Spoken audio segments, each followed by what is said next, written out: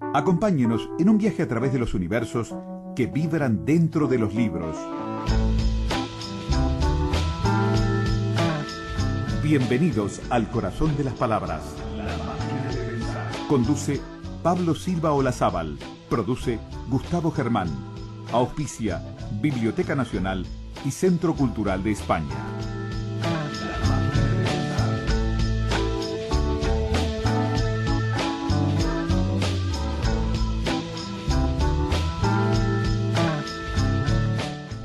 Amigos, gente, ¿cómo les va? Bienvenidos a Radio Uruguay, bienvenidos a La Máquina de Pensar, ¿cómo están? La inmortalidad erótica del rap de rescate fue el título ingeniosísimo que se nos ocurrió, que no parece decir nada, pero bueno, era para de alguna forma vincular lo que iba a ocurrir esta semana, en la que el lunes estuvimos hablando sobre la fórmula de la inmortalidad, un libro de ensayos, de artículos del escritor, del novelista argentino Guillermo Martínez. Ayer estuvimos hablando de relatos eróticos de mujeres, el papel y el placer, y hoy vamos a hablar de la inmortalidad erótica del rap. Ahora le toca el turno al rap de la morgue y a una amiga de la casa. ¿Cómo estás, Claudia Mengual? Hola, ¿qué tal, Pablo? No es que me haya transformado en rapera, pero que de pronto sería interesante. Tiene que ver con la literatura y con el último libro de cuentos. Podría ser literatura a través de otras vías, ¿no? Bueno, de hecho, el último cuento, ahora vas a hablar un poquito de introducir al libro, pero el último cuento, el que cierra esta antología, es un experimento sonoro, porque lo que intenté fue contar una historia, pero poniendo especial énfasis en el ritmo y con un ritmo de pronto de rap, que es una música que no cultivo, pero que me parece interesante, y además trabajar con la música en literatura, que de alguna manera es trabajar con la poesía de la prosa, es un lindo desafío literario. Muy bien, vamos a arrancar entonces La Máquina de Pensar. Tenemos a Nano en control de emisiones, lo tenemos al flaco Germán. La idea de invitarla a Claudia fue porque tuvo la gentileza de acercarnos este libro, El rap de la morgue y otros cuentos, que fue editado en Estados Unidos. O sea, hay muy poquitos acá en Montevideo, circulando, ¿no? Sí. Al principio incluso fue editado en formato digital. En formato digital, en realidad, se podía conseguir en Amazon y se imprimía a pedido. Ajá, perfecto. Una especie de avanzada de esto de las nuevas tecnologías a las que quizá todavía no nos hemos acostumbrado demasiado, y luego se importó un montoncito de libros y que los distribuye UCI. Ah, bueno, entonces están las librerías. Están en las librerías de Montevideo. Bien. Sí. O sea, se puede comprar por Amazon o se puede comprar en papel. En Montevideo. En una muy linda edición, muy minimalista, si se quiere. Sí, la tapa, ¿no? despojada, una tapa que realmente diseñamos con los muchachos de la editorial, todo vía correo electrónico. Yo no les he visto la cara. Para los que ya tenemos unos años, cuesta un poquito adaptarse, ¿no? Porque uno aquí en nuestro país va a la editorial, se toma un cafecito, un matecito con los editores, y esto de la virtualidad y de los contactos sin piel, sin verse, a veces crea un poquito de inestabilidad. Pero debo decir que esta editorial, que se llama La Pereza Ediciones, que está en Miami, se ha comportado con muchísima seriedad y enorme respeto, y estoy agradecida porque abrir ventanitas desde Uruguay hacia el mundo cuesta mucho, Pablo, cada vez va costando más. Claudia, ¿y por qué, ellos te contactaron a vos, ¿no? Sí. O sea, vos no le mandaste, porque normalmente, el escritor también, o a través de agentes, le acerca su trabajo a las editoriales. En este caso, ellos te contactan y ellos te piden cuentos cuando vos sos conocida básicamente como novelista. Sí, y tú sabes que para mí fue una alegría. Primero, contar un poquito el proceso. Ellos me contactaron en julio o agosto del año pasado, me hicieron una propuesta de publicación. Yo tengo un agente que está en Barcelona, entonces yo los derivé a la agente, porque ese es el trayecto que esto debe hacer. La gente revisó la propuesta, revisó los contratos y me dio el ok. Y luego nos pusimos a discutir el texto. Ellos me habían propuesto cuentos, y para mí fue interesantísimo porque, increíblemente, Pablo, yo tengo una cantidad de cuentos publicados a lo largo de estos años, acá y en el exterior, pero todos dispersos. Están en antologías colectivas y traducidos, hay en alemán, en francés, en inglés, pero no tenía un volumen de cuentos. Entonces, me parecía que de alguna manera completaba un poco el panorama de la obra que llevo hasta ahora hecha, que básicamente es novelística, el ensayo de la biografía de Susana Soca, y algún libro corporativo, pero me faltaba un volumen de cuentos. Entonces me pareció interesante porque además, hay que decir, y tú eso lo sabes muy bien, en este país de cuentistas a las editoriales les cuesta mucho publicar cuentos. Son bastante reacias y casi siempre te piden, y si no estás escribiendo una novela. Lo que a mí me llama la atención, porque parece que va contracorriente de los tiempos, esto de que todo va muy rápido y uno piensa que el lector estaría más cómodo con el cuento. Así estuvimos hablando exactamente. Bueno, de eso estuvimos hablando, de exactamente de porque eso. para los escritores es realmente una cosa que no se entiende. No, pero vos sabés que aparentemente los editores, porque esto no solo pasa en Uruguay, cada vez se editan menos cuentos, cada vez, y eso aparentemente obedece a que los lectores les cuesta más los cuentos. ¿Por qué? La explicación yo ayer la comenté, digo, pero la repito igual, hablando con el chileno Fuguet, él decía de que cuando uno se zambulle en una novela de 800, porque aparte ahora las novelas son cada vez más grandes, claro. ¿no? De 500, 400, 800. Como las páginas. películas, cada vez más Exacto, largas. son más largas, uno se zambulle y sigue, o sea, el esfuerzo para meterse en la ficción es uno. Sí. En un cuento cada vez que uno se tira, tiene que entrar a... Será. Eso podría ser una hipótesis de este hombre Fuguet. Puede ser, a mí me cuesta entenderlo y por otra parte lo que quiero reivindicar acá, y después vamos a hablar de Alice Munro, es el valor del cuento que de ningún modo es subsidiario o secundario con respecto a la novela. No. Incluso te digo, hay muchos autores de novelas que cuando son cuentistas son muy superiores. Bueno, sí, además tenemos que recordar, yo creo, al padre de todos nosotros, el número uno, que fue Borges, ¿no? Entonces, o Cortázar, de pronto que si bien tiene ese experimento que es Rayuela, se lució como cuentista. Sí. Pero yo quiero decir que en el acto de escribir, y también tú como escritor lo sabes, el cuento exige yo no diría una perfección, porque quizá eso sea un poco arrogante hablar de perfección, pero exige una atención y exige una técnica mucho más acabada que la novela, que por su extensión te permite de alguna manera altos y bajos.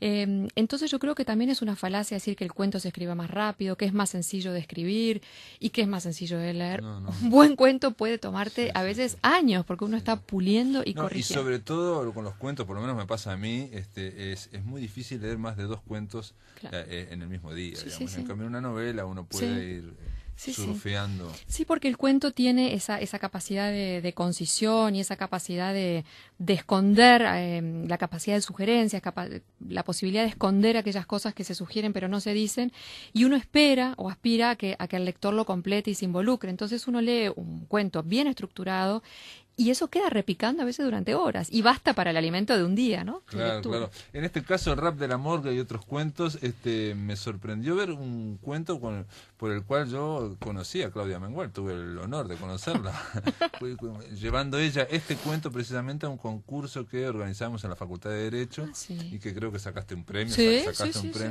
por Boca de Tormenta, que fue publicado allí, ¿no? ¡Qué memoria! Ella estaba Claudia llevando para un lado y para el otro, muy bien, con su... ¿no? Sí, ese cuento... Pero me sorprendió que no lo hubieras publicado antes, porque eso fue hace bastante. No, Boca... En 2001, bueno, 2002. pero como te decía, Boca de Tormenta está publicado y traducido al alemán. Lo publicó Fischer hace unos años, pero no había salido en formato libro en español. Yo pongo ahí en la nota preliminar de este libro, Pablo, que estos cuentos fueron escritos a lo largo de una década. Son 9 cuentos. Es un libro de 120, 130 páginas. Y entonces a mí me resulta también interesante leerlo porque es algo así como ver mi evolución, no solo como escritora, sino como persona a lo largo de esa década. Cuando esta gente de la editorial me propone un volumen de cuentos, yo busqué entre los que tenía algunos que de alguna manera tuvieran un eje común. Y encontré estos 9 que tienen como eje común la muerte, pero no la muerte como un estado, digamos, dramático o definitivo, sino como un espejo de la vida. Entonces, realmente a mí me gustaría que estos cuentos fueran leídos desde la vida. Sobre todo porque la muerte realmente que se trata en estos cuentos no es solo la física, sino también la espiritual, es decir, de las personas que están vivas y respiran y se levantan y andan por ahí, pero sin proyectos, sin ganas de vivir, sin saber hacia dónde van. Entonces me parece que va por ese lado. También espero que en esta próxima década mis cuentos sean un poquito más luminosos, porque querrá decir que también yo estoy más luminosa. No, cuando decís, yo lo leí y eso lo decís en el prólogo, de que están signados por la muerte, y bueno, o por esa idea de la muerte, hay que ampliarla en el sentido de que, bueno, por ejemplo, un matrimonio puede estar muerto, una relación de pareja totalmente muerta y nadie darse cuenta, a todo el mundo seguir. Desde ese punto de vista, sí, ¿no? Lo que sí no decís en el prólogo es que manejás en varios cuentos la muerte de niños. Ah, sí. Y eso es mucho, eso es como una cosa muy, muy superior, digamos. Alguien me dijo una vez, hablando de una película, pero era un escritor, ¿no? Y me dijo, como que hay escenas que hay que cuidarla, digamos, desde el punto de vista estético. Sí. Es decir, vos no podés meter en cada película muerto un niño, me puso por ejemplo ¿no? Y tenía razón, Sí. es decir, es una carta muy, muy extrema. Sí. En este caso, cuando yo digo que hay varias, a veces son como laterales, digamos, ¿no? O sea, Sí. pero Bueno, vamos a hablar después también más adelante de un cuento que elegí para hoy de la maravillosa Munro, en el que también mueren niños. tenés razón, ¿Ah? sí. Y mira, si me preguntás, Pablo, creo que por lo menos en uno de los casos que recuerdo, que es en este precisamente Boca de Tormenta, fue un hecho real que recordarán todos, que fue un niño que hace unos 10, 12 años, jugando en una de las usinas donde se vierte basura, se fue arrastrado por una correntada, por una boca de tormenta. Porque llovió, hizo unas lluvias como las que ocurrieron ahora, pero así en una hora llovió muchísimo, estábamos jugando al fútbol y eso vino como una riada y se lo llevó. Pero digamos que es simplemente la anécdota y no hay que quedarse en eso, porque el tema de ese cuento no es la muerte de ese niño. Claro. Es bastante más profundo. Lo que pasa es que es muy impactante y porque además debe ser de las cuestiones más dolorosas y que van contra natura, ¿no? Entonces resulta insoportable y la sensibilidad se hiere y por mejor escrito que esté el cuento, uno se siente un poco agredido por el escritor y por el texto, ¿verdad? En este caso, digamos, esto mueve para conmover al protagonista, sí, exactamente. ¿no? O sea, hay toda una historia con el protagonista. Pero de ninguna manera trata de ser una cosa que apele al exceso de sensiblería ni nada. Está, creo yo, tratado con altura y sin demasiada, sin morbo, digamos, que la intención no es el morbo, sino apoyarme en una historia que realmente sucedió y a partir de ahí reflexionar acerca de lo que significa, por ejemplo, la diferencia de oportunidades de un niño que es criado en un vertedero de basura con el otro niño que es un niñito de clase media, que se ha ido a jugar al fútbol, lo que significa para un padre que está esperando que ese otro niño que se fue a jugar al fútbol llegue y el ómnibus se demora, pero a la vez ese padre que también es periodista tiene que ir a cubrir la desaparición de ese otro niño y se produce esa sensación de espejo en el que en algún momento los seres humanos ante el dolor también somos todos iguales, ¿no? Y las muertes y la tragedia termina pareciéndose mucho.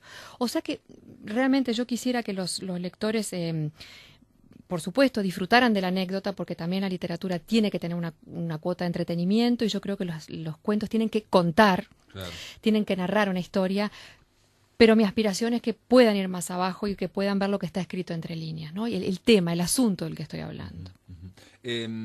Cuando decimos también de esto, no quiere decir que ocurra en todos los cuentos o que sea algo parecido. Yo en un momento incluso pensé, ahora esto que me estabas comentando fuera de micrófonos, si digo, ¿no será una mirada femenina si existe? Porque digo, por lo menos para mí la gran diferencia entre hombres y mujeres es la capacidad de tener hijos, ¿no? Y ese instinto, esa cuestión maternal, esa cuestión que vincula con la naturaleza, mucho más fuerte o más íntimamente que el hombre.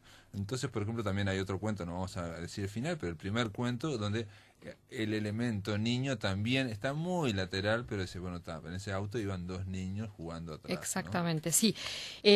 Yo te contaba recién fuera de micrófonos que ahora estoy estudiando mucho para preparar un curso que no se va a basar en ninguna certeza, sino en una hipótesis, en una pregunta. El curso va a tratar acerca del aporte de las mujeres a la literatura.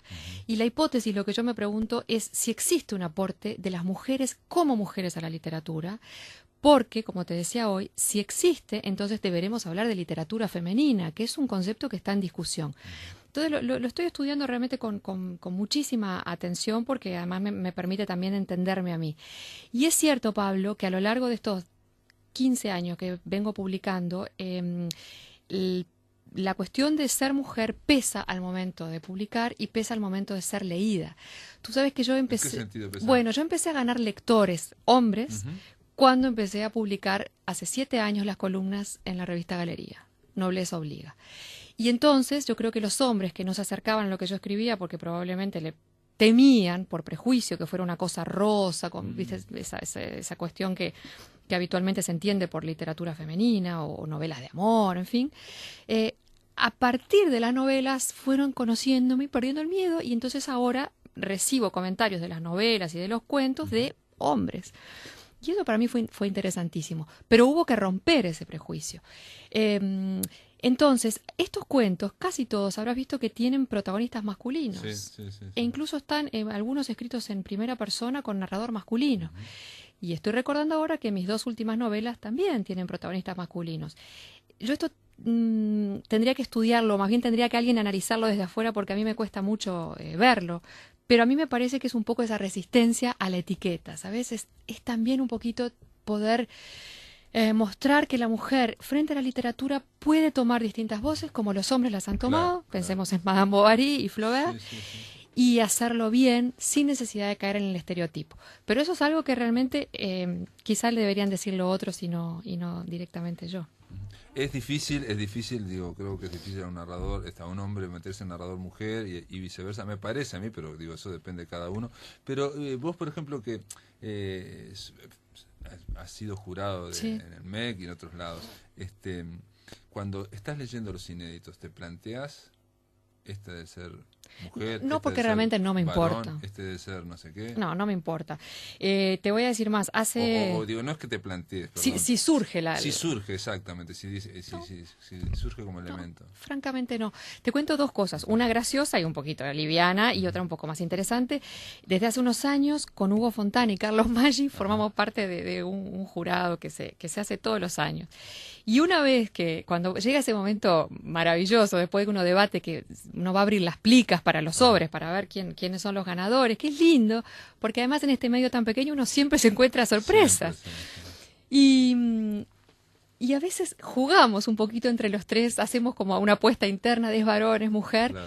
Y la mayoría de las veces nos equivocamos, lo cual es también interesante. Con la edad también, a mí me digo... A veces sí, decimos... Este de ser muy veterano, de repente mujer joven, hombre mayor... Y no tiene nada que ver. Muchas veces nos equivocamos, pero eso lo hacemos como un juego y no tiene realmente importancia. Lo que sí quería comentar con un poco más de valor, digamos, literario, es que hace unos años yo fui jurado del concurso, miembro del jurado del concurso Roa Bastos en Asunción.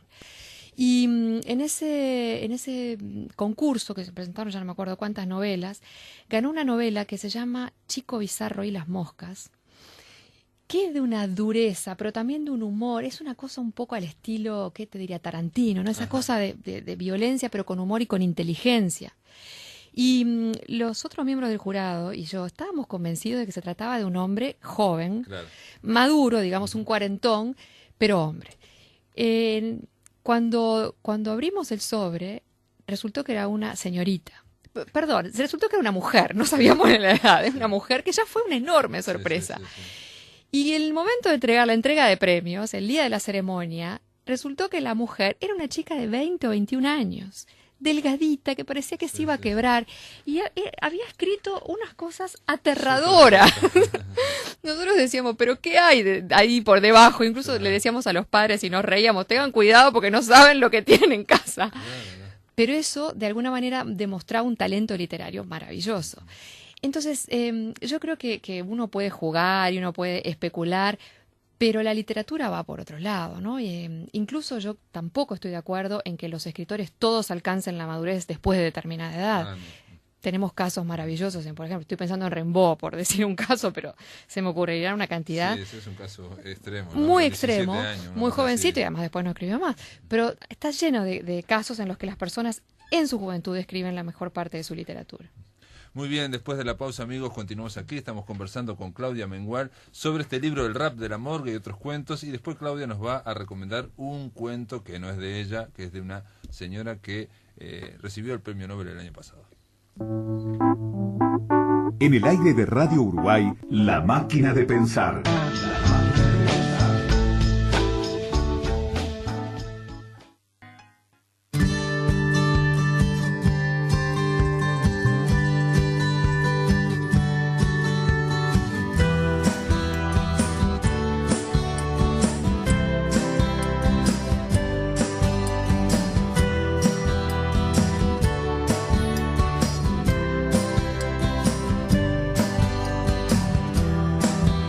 ¿Se acuerdan?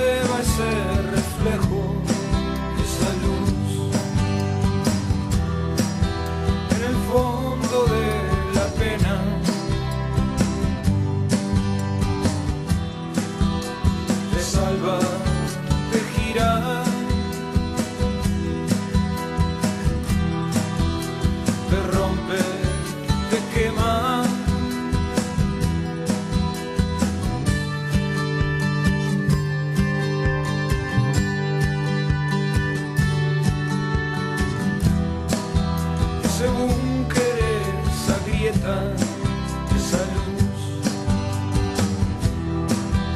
en el fondo de la angustia.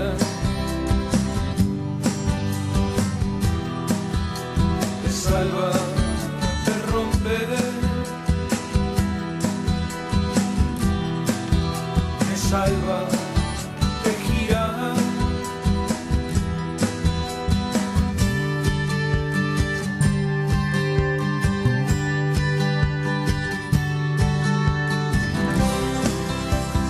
Después viene la lluvia, la noche y el camino.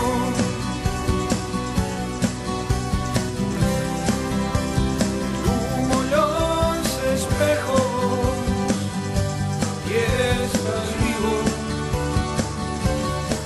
y estás vivo.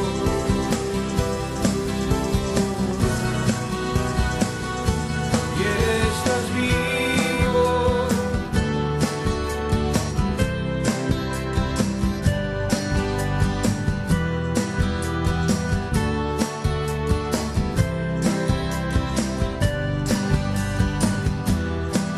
Esa caverna, ese templo, esa luz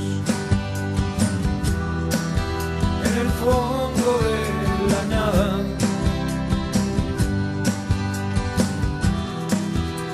Me salva, me quema,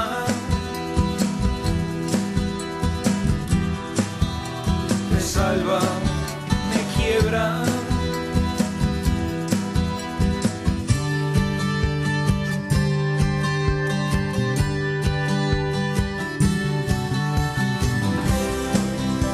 Después viene la lluvia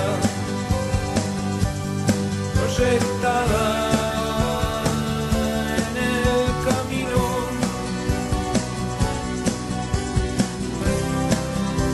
Las voces, los espejos, y estás vivo, y estás vivo.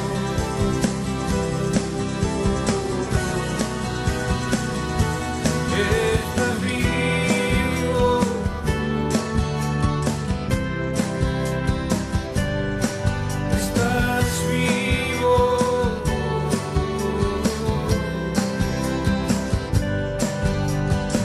Vivo.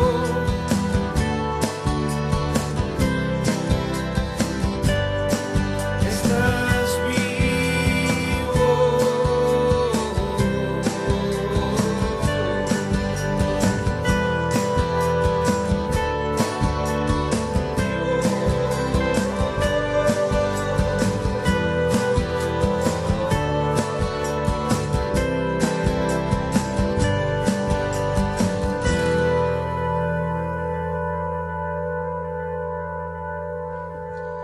Estamos escuchando a Diego Presa, La Linterna Mágica es el tema del disco llamado con su nombre Diego Presa. Diego va a estar mañana con nosotros aquí en La Máquina de Pensar conversando sobre este disco y otras cosas. Estamos con Claudia Mengual charlando animadamente sobre el rap de la morgue y otros cuentos. Este es el libro de cuentos que estamos conversando con Claudia. El rap de la morgue, estábamos hablando ahora del tema de la morgue, esas historias. Yo te decía que es el cuento que culmina este libro, es el que le da el título, y es un cuento muy, muy intenso, ¿no? Sí, es un cuento intenso que como te contaba, nace también de una historia real, de una visita a la morgue judicial hace unos años y de una experiencia extraña, de esas cosas que uno cree que solamente pasan en la literatura, pero no es así, que es haber presenciado la autopsia de un niño y enfrentar la muerte, digamos, de manera descarnada, es decir, de manera directa, ¿no? Sin eufemismos, sin vueltas. Y una cosa que hablábamos ahora fuera de micrófonos también, desde lo que significa uno tener hijos, ¿no? Y pensar en la muerte de los propios hijos, que quizá para padres y madres sea uno de los dolores más insoportables en los que muchas veces ni siquiera queremos pensar. No, pero puede ser como una especie de fantasma, ¿no? Sí. Aunque uno no quiera pensar que esté un miedo atávico. Sí, ¿no? sí, está porque yo siempre le digo a mis hijas, y ellas se ríen mucho, ya tienen 20, 23 años, pero esa cosa de cuando están durmiendo y de cuando eran bebitas que uno se acercaba a ver si respiraban, salvando las distancias, porque a veces ya no se puede entrar al dormitorio así nomás como antes, pero uno lo hace, Claro. quizás se acerca Sí, y ve sí, si sí, les sí. toma la temperatura, Sí, sí, y ellos sí. se ríen cuando uno se lo cuenta, ¿no? Y tiene que ver con esos lazos que hay entre, yo quiero decir, padres y madres, porque no creo que sea solo las madres, es distinto, pero no quiero solamente adjudicárselo a las madres y los hijos. Entonces, escribir ese cuento, apoyado en esa historia que me pasó hace unos años mientras investigaba para escribir la novela Más que una sombra, también me ayudó a exorcizar un poco ese miedo y a colocarlo en un lugar fuera de mí.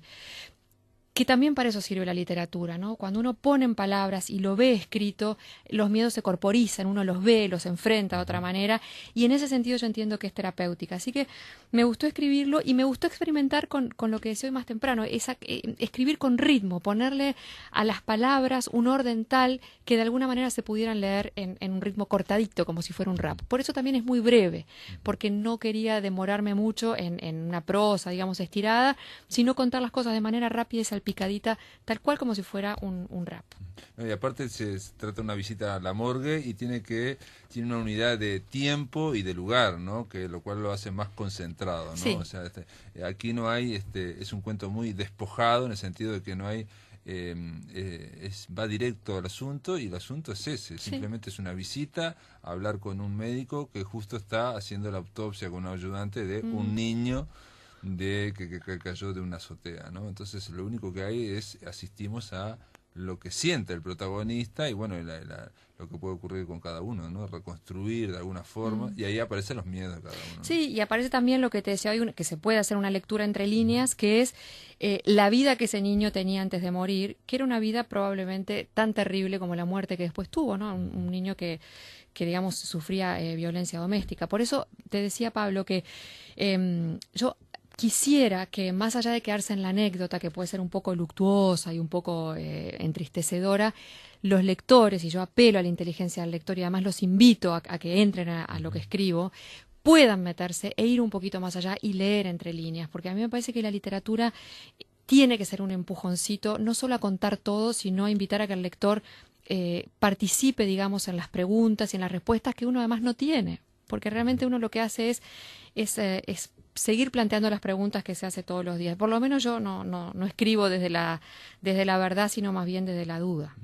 Hay otro cuento que me sorprendió, digamos, me sorprendió porque digo, no he leído toda tu obra, pero que es un cuento un poco más bien onírico, más bien fantástico, te decía fuera micrófono, de la cucaracha. Ah, sí. Uno de una cucaracha Pues me un cuento que sorprendió se llama- porque aparte es gracioso, es que, ¿no? Digamos como que está en otra cuerda, me parece. a Bueno, mí, sí. ¿no? Ese cuento se llama Matar una cucaracha, Ujú. que tiene unos años también.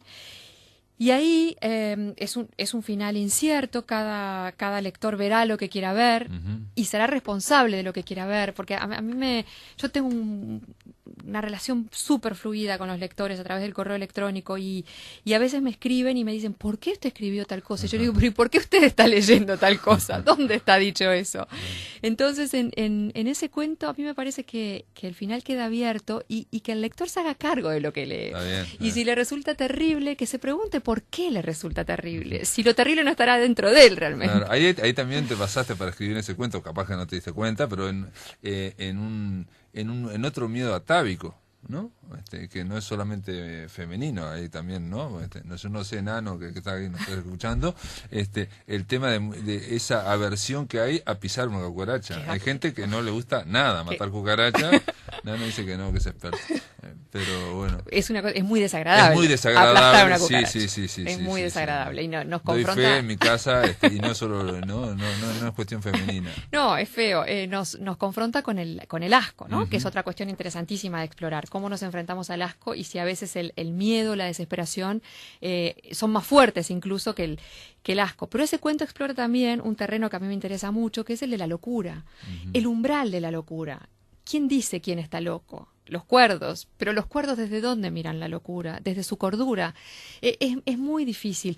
Y ese cuento por eso está escrito en primera persona, porque quien lo escribe, que supuestamente ha perdido la razón y es una persona que ha estado ingresada en una clínica psiquiátrica, aparentemente tiene la realidad distorsionada. pero es muy difícil, ¿no? Muchas veces nos preguntamos cuando vemos, sobre todo a mí me pasa cuando veo obras de arte maravillosas atribuidas a personajes a los que se les ha atribuido locura. Ahora estoy pensando en Van Gogh porque es el que se me viene con más facilidad, pero hay muchos. ¿Cuál sería la locura, no? Yo me acuerdo que me leí las cartas a Theo de Van Gogh y las cartas a Theo abarcan, creo que son 14 años de la relación de los dos hermanos. Y lo que tú ves es una desesperación progresiva de un hombre que, por supuesto, tenía una base y un fondo para, digamos, de insanía o de perturbación mental, pero también el hambre, también la incomprensión, también el sentir que su arte valía y que nadie lo valoraba. También las locuras que debió hacer, ¿no? Muchas veces... y también la mente que ve que esta parte de ella está fallando, ¿no? Exactamente. O sea, que va avanzando esa falla, ¿no? Y la genialidad también, ¿no? Sí. Entonces la locura es un territorio que a mí me interesa también explorar. Tenés otro cuento que es de un perro volando. Ah, sí, que se llama Hanging Dog. Me gustó porque me animé a ponerle un nombrecito en inglés, que yo no soy muy amiga de usar anglicismos en casi nada, tampoco cuando hablo. Me parece que en la medida de que el español provea material hay que tratar de usarlo, pero me parecía que Hanging Dog era fácil de pronunciar, no ofrecía resistencia y tenía una musiquita interior que era agradable de poner. Y en ese cuento, en el que se explora una relación de pareja homosexual también, la pregunta es, ¿qué es lo que mata a una pareja? ¿La rutina, como habitualmente se dice, o es el cambio lo que mata a la pareja? Es no poder adaptarse al cambio. Porque esa pareja homosexual, que ha hecho un esfuerzo enorme por lograr estabilidad y ha tenido que renunciar a muchísimas seguridades y ha tenido que enfrentar el prejuicio, que todavía existe además en nuestra sociedad, más allá de los avances que tengamos, esa pareja funciona mientras logran sostener una rutina. Y cuando esa rutina se dispara, en este caso un día de tormenta muy particular, ahí la pareja empieza a resquebrajarse. Entonces la pregunta es, bueno, ¿es la rutina o quizá el cambio también? O el clima, porque tenés varias ahora con el clima de Uruguay, digo, tenés varias con el clima medio cambiado. Claudia Mengual, después de la pausa, la vamos a invitar, vamos a disfrutar, vamos a escucharla porque nos va a recomendar un cuento, va a comentarlo, un cuento de Alice Munro. Esto después de la pausa, amigos. En el aire de Radio Uruguay, La Máquina de Pensar.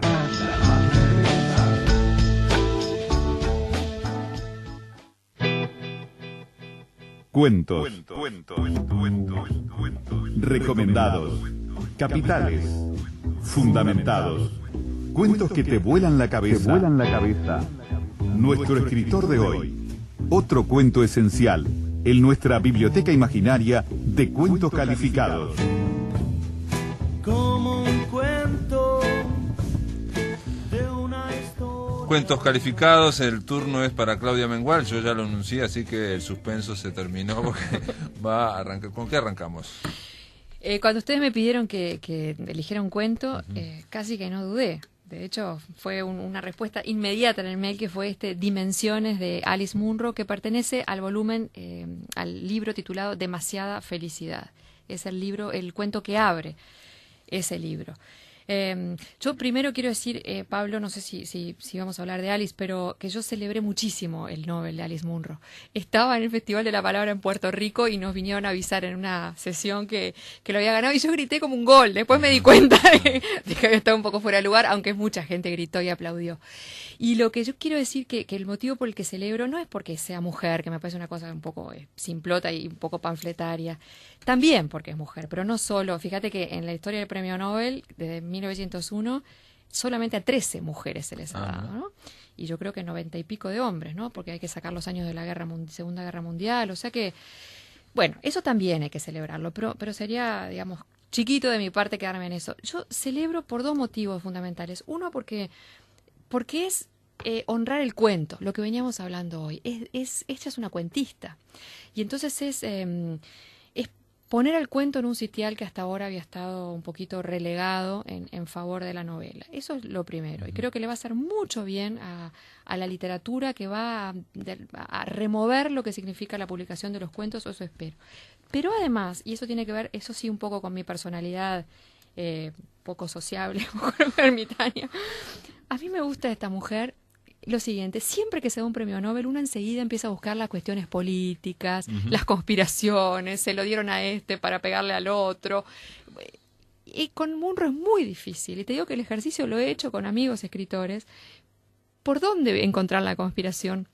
Uno tiene la sensación de que está... el lobby, digamos. Sí, el lobby, ¿no? Sí, sí, que uno, la cosa política. Sí, cómo salió, porque digo, entre otras cosas, no estaba entre las preferidas, y incluso había otra canadiense, otra escritora, Margaret Atwood, que era la estaban Roth y Murakami, y bueno... y yo veo a esta mujer, que es una señora que ahora tiene 82 años, que uno la ve y parece una abuelita de cuentos, preciosa señora, que vive en un pueblito allá en Canadá, que da la sensación de que no le interesa mucho el lobby, ni pertenecer a camarillas, ni a grupetes, ni... Y en esa mujer es como que baja el ángel, ¿no?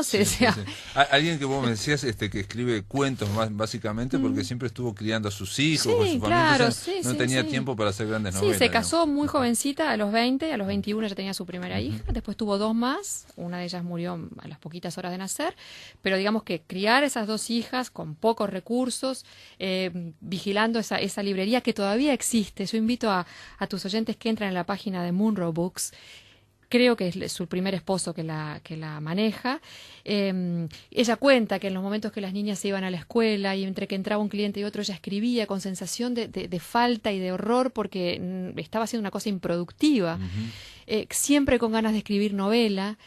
Y por eso también creo que esos cuentos largos que tiene Munro, que vamos a comentar tiene como 40 páginas, son embrioncitos realmente de novela, ¿no? De la cuentista que quizás siempre tuvo esa habilidad o ese deseo de escribir la novela y que optó por el cuento quizá por una cuestión práctica, ¿no? De terminar algo quizá con un poquito más de celeridad. Pero bueno, yo quiero decir que eso, que celebro eso, que me da la sensación de que es una mujer quizá está idealizando un poco, ¿no? Pero que está por fuera de esa cosa del lobby, que en todo sentido yo creo que hace muy mal al arte y bueno, y me gusta porque yo... No, y aparte que va supuestamente en contracorriente en el sentido de que escribe cuentos, ¿no? Y escribe cuentos, o sea que hay que celebrarlo. En la Plaza de Trafalgar en Londres, donde está la embajada canadiense, hay un afiche gigantesco que han puesto que cubre media entrada de la embajada con la cara de Alice Munro, ¿no? Y yo pensaba, qué orgullo también para un país, más allá de que Canadá es un gran país pero con bajo perfil. Hablamos muy poquito de Canadá.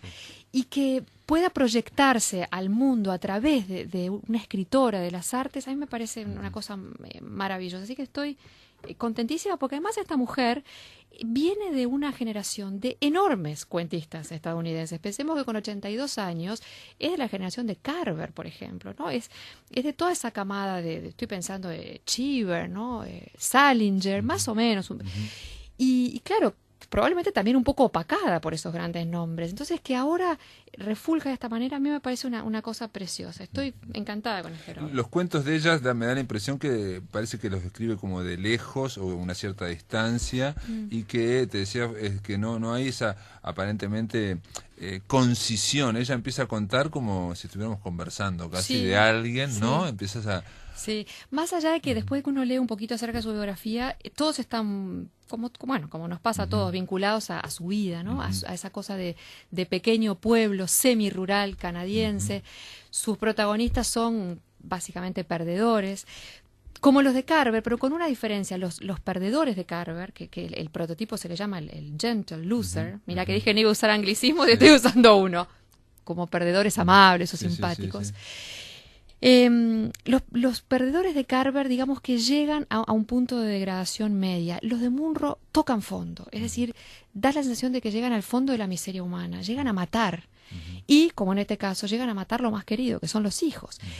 En ese sentido también es una escritora con agallas, ¿no? Se anima a meterse en territorios espinosos que quizá haga que muchos lectores no tengan ganas de leerlo. En este cuento Dimensiones, entre otras cosas, desde el punto de vista de la mujer, del matrimonio, asistimos al principio, por lo menos cuando yo lo iba leyendo, a alguien que parece una mujer que parece, se casa con un hombre un poco mayor y es alguien que no tiene muchos estudios y aparte empieza el libro, empieza el cuento, está haciendo de servicio doméstico, ¿no? Y da toda la impresión por la historia que van contando de que es un caso de violencia doméstica. y después uno va dando cuenta que ella viene de una tragedia que es mucho peor. Claro. El cuento tiene un clímax que está en... Lamento a tus oyentes, pero les vamos a contar el cuento. No, no pasa nada. Además, yo creo que de todas maneras cuando un cuento es bueno, no importa saber el final, vale la pena el hacer el recorrido. El clímax de este cuento, que es el asesinato de los niños por parte del padre, del marido de esta protagonista, está en la mitad del cuento. Y en la primera parte del cuento lo que hay son anticipaciones. Uno siente que va caminando hacia ese clímax, pero no sabe qué. Exacto. Se dice lo que pasó, salieron en el periódico, pero no sabemos qué es. Y tampoco sabemos que es una psiquiatra con la que ella va a hablar. Exactamente. ¿no? O un asistente social, no sé exactamente, social. pero es alguien que la está apoyando, ¿no? Y sabemos también que esta mujer se está tomando no un ómnibus, sino 3 ómnibus consecutivos para ir a ver a alguien a algún lado. Después nos damos cuenta de que esta mujer va a ver a su marido, que es quien mató a sus 3 hijos. Ahora, yo creo que sí, Pablo, es un cuento de violencia doméstica, porque, y es perfecto yo pienso, para un taller en el que se analice la violencia doméstica, porque está todo el proceso, ¿no? Es decir, está todo increyendo. Uno sabe que algo terrible va a pasar, porque ese hombre de a poquito va aislando a esa mujer y cada vez con más violencia. Primero no quiere que trabaje. Sí, porque en realidad el centro es la mujer, digamos. Exacto, ¿no? El centro es exacto. los celos sobre la mujer, digamos. Es el poder y el control. Ese hombre controla, Enfermizo, ¿no? controla la natalidad. Recordarás que quiere tener más hijos y no quiere que ella tome anticonceptivos y le revuelve los cajones en busca de anticonceptivos cuando ella, después del tercer hijo, ya no queda embarazada. Hay un momento en que se enoja porque ella no amamanta más y entonces le aprieta un pecho hasta sacarle leche. Que es una escena de una violencia brutal y uno se da cuenta de que esa violencia que empieza siendo psicológica luego va acercándose a lo físico. No extraña tanto. La después. reacción de ella, que eso está muy bien en el cuento, es, como ocurre en tantos casos de violencia doméstica, es por un lado o apagarlo, apaciguarlo, o por lo menos comprenderlo, justificarlo de última porque no quiere romper. Sí, lo justifica primero porque lo necesita, porque lo siente que es superior, porque ella se siente que es una inútil y el hombre le soluciona absolutamente todo. Todo lo que ella necesita lo tiene solucionado con él, que son cosas muy básicas porque tienen una vida, digamos, austera. Pero este hombre es otra cosa también. Cuando ella encuentra una amiga con la que hablar, este hombre inmediatamente le corta ese lazo. Claro. No quiere que ella tenga lazos con el mundo. Es decir, la va aislando, que es el proceso de violencia doméstica. Y ella se enoja con la amiga. Cuando la amiga le dice que por favor, que haga algo que cambie la situación de su casa, ella maten al mensajero, ¿no? Se enoja con la amiga y no quiere hablar más. De hecho, en la noche en que se producen los asesinatos, ella ha ido desesperada a la casa de la amiga y se queda ahí unas horas y es en ese momento que él, en represalia, le mata a los hijos. Ahora esa mujer, después de que pasa esa tragedia y que queda como muerta en vida, porque es como una especie de plantita. Que es lo que vemos desde el principio. Exacto, ¿no? O sea, es alguien que está muy calmo, muy tranquilo, porque en realidad no está vacío por dentro. Sí, porque ya no le importa absolutamente más nada. Esa mujer sigue el contacto con ese hombre que la manipula desde la cárcel. Sí, está en un psiquiátrico, en una cárcel, digamos, sí, en el pabellón psiquiátrico. Ahí está, ¿no? pero está recluido. Y le dice cosas tan tremendas como que vaya a verlo porque tiene algo importante que contarle, pero no le dice qué es. Sí. Y luego cuando ella va, le dice que mejor hoy no, que la próxima. Y cuando ella va a la próxima, le dice que en realidad él se ha puesto en contacto con sus hijos y que se contacta con ellos en otra dimensión. En otra dimensión, y aparte le escribe unas cartas en las cuales él, si bien demuestra que está... que le falla, digamos que hay una cuestión mental que le falla, también se está cuestionando su propia cordura, su propia locura. Es decir, desde el principio del cuento, el hombre, digamos, esposo, es un tipo muy lúcido, muy inteligente. Y muy manipulador. Bueno, ¿no? por eso. Tremendamente. Tiene una gran mente para manipular, ¿no? Sí. Y lo que uno ve cuando uno termina el cuento, más allá del horror de lo que se cuenta, y vuelvo a lo del principio, la anécdota es esta, pero después hay que ir mucho más allá porque es un cuento de una enorme hondura. Lo que uno ve es cómo, si en algún momento ese círculo de violencia se hubiera roto, las cosas hubieran podido de alguna manera prevenir o cambiar el curso, ¿no? El problema es que esa violencia se va retroalimentando por la pasividad de la mujer que va quedándose encerrada en ese tremendo círculo. Y tiene un final esperanzador, si es que cabe la palabra, porque en estas circunstancias la esperanza es una cosa terrible, ¿no? Pero bueno, ella termina auxiliando a un muchacho accidentado en la carretera en una actitud muy maternal que da la sensación que a ella le hace despertar un poquito a la vida, tomar un sentido de que la vida aún continúe, que puede hacer cosas. No, y incluso, digo, va más allá en un momento, digo, porque obviamente esto tiene muchas dimensiones, Sí. ¿no? Se llama dimensiones, tiene muchas dimensiones, pero esto que estás contando vos y que realmente, digamos, es el desarrollo del cuento, alguien que nos está escuchando, que tendrían que leer el cuento, aparte de un detalle, este cuento está disponible en internet, se puede leer fácilmente, es que esto que estás diciendo vos de que ella va a hablar con el hombre y que se está enganchando de a poco Sí. y la está escuchando, y toda esa historia de que él se contactó con los hijos, que no digo que estén vivos, sino que existen. Sí, sí, y que están felices, le Habla de dice la él además, existencia, ¿no? ¿no? Todo eso a ella le produce un efecto benéfico. Le produce un efecto benéfico que es como si le sacaran una gran espina, es algo Sí, así, ¿no? Que le sí, permite, sí. por ejemplo, ver a otros niños, escuchar algo, y a partir de ese efecto benéfico, que es terrible en esta cuestión tan, ¿no? Yo creo que se explica al final. Sí, ¿no? y también hay que decir, Pablo, que en esta enfermedad que es mutua, ¿no? No es solo de él, sino de ella, esta Claro, relación enfermiza, exacto. ella, hay una frase preciosa que ella dice que ella necesita ir a verlo, porque ¿quién más que él va a recordar a sus hijos? Él va a saber el color de los ojos, la voz, Sí, sí, porque sí. era el padre, ¿no? Entonces, esto que en principio a uno le produce rechazo, y uno dice, ¿cómo una madre que va a ir a ver a un hombre que ha matado a sus hijos? Yo creo que hay que leerlo con mucha piedad. Es un cuento que apela a la piedad. Mira, yo creo que es un cuento técnicamente perfecto, porque es una grandísima escritora, Munro, quizá un poquito extenso, pero bueno, es su estilo. Conceptualmente profundo, porque de alguna manera es uno de esos cuentos que, como tú decías hoy, uno lo lee y no puede leer otra cosa ese día. Con este cuento Sí, bastó. no, sí, Y quizá tomarse un cafecito con un amigo para comentarlo.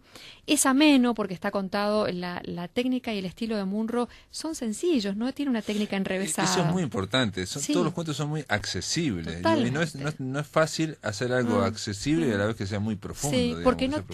tiene lo que yo llamo el exceso de literariedad, digamos, no tiene demasiado adorno.